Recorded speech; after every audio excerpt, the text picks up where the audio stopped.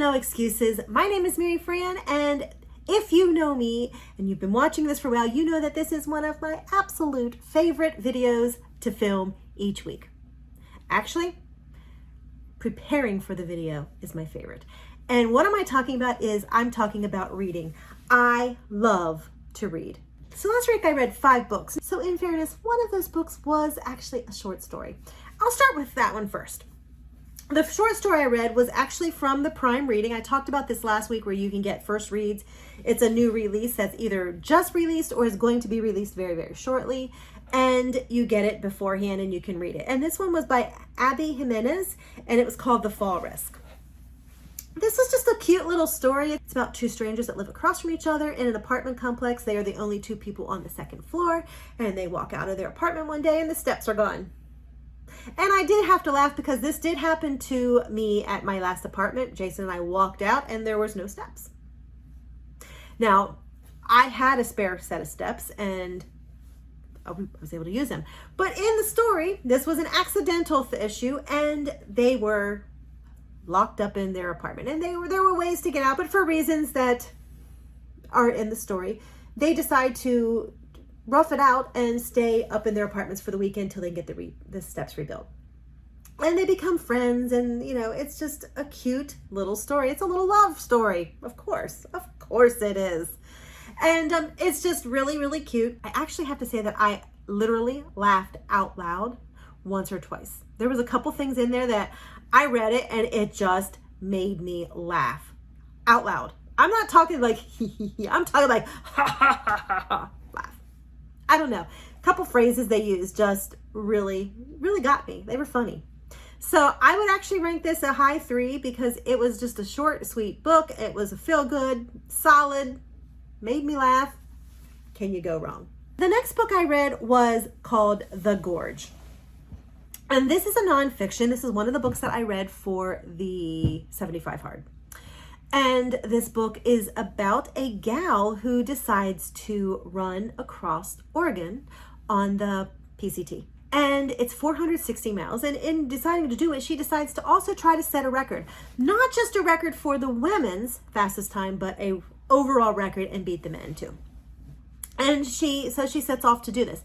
Now the story is all about her, but there are going to be 2 parallel stories in this. The first parallel story is, of course, her quest to run this. And you will talk her through the days. She ran in a major rainstorm. She ran through pain. She, this, and that.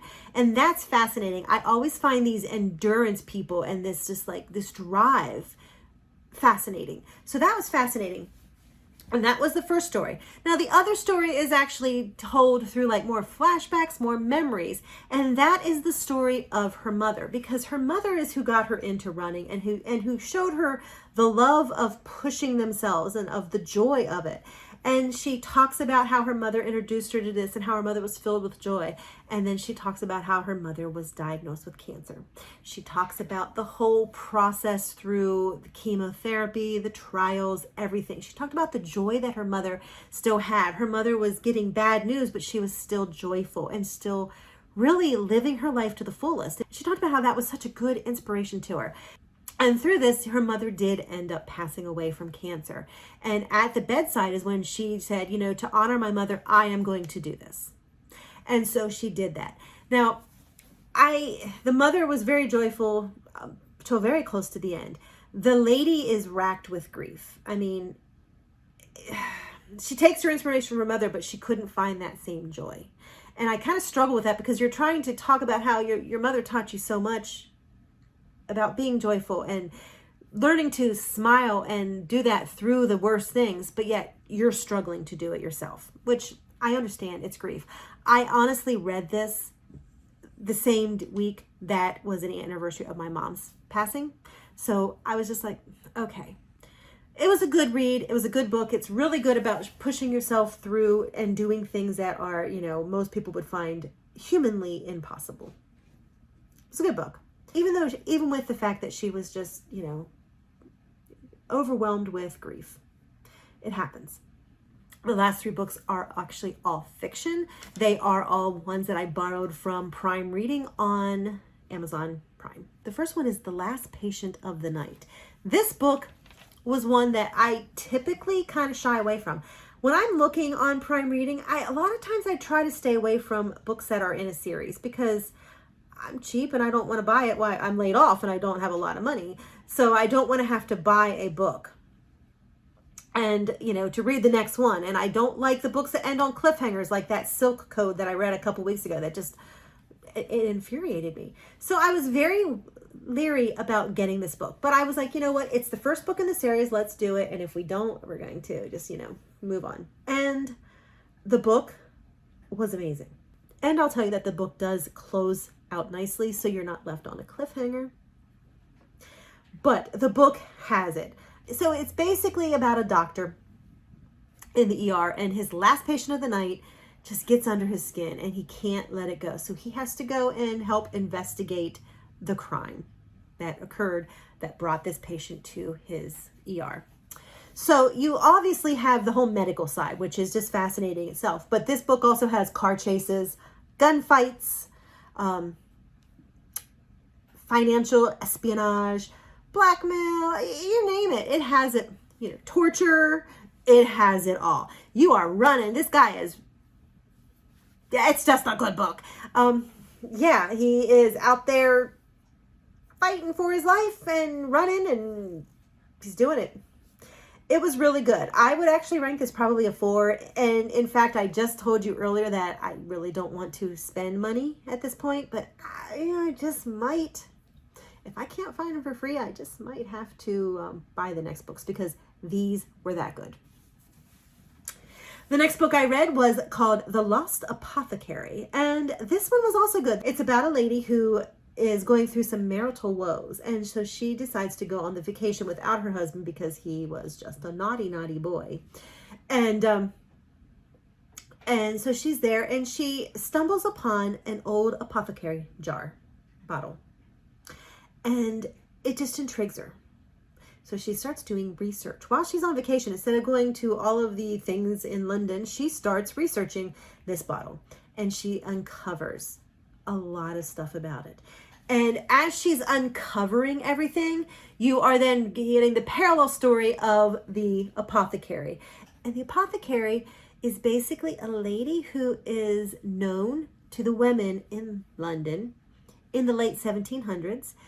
And what she was known for is not just her apothecary skills, but if you had a specific problem, like a husband that was straying a little bit or was abusive or whatever, you could go to her and she would supply you with a potion.